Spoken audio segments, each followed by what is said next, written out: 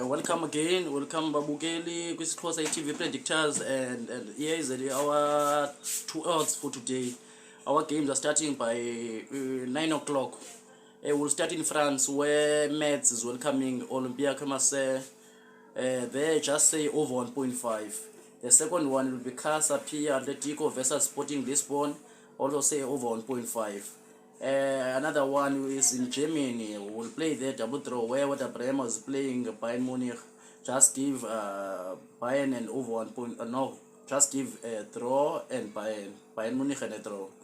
Another one is in England Championship where Nottingham Forest versus Sheffield United. Just say home team over 0.5, which means at least Nottingham Forest will score 1 goal. Another one is Leeds versus West Bromwich. Just say the Leeds United will score 1 goal, which means home team is going to score 1 goal. Home team, another team is Nottingham Forest. I already said that they will score 1 goal, which means home team over 1.5. This is our 2 words for today. Thank you very much for watching.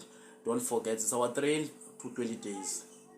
Put your 50 rand, put your 10 rand, put your 10 rand, put your 20 rand. It will work you well. Thank you very much.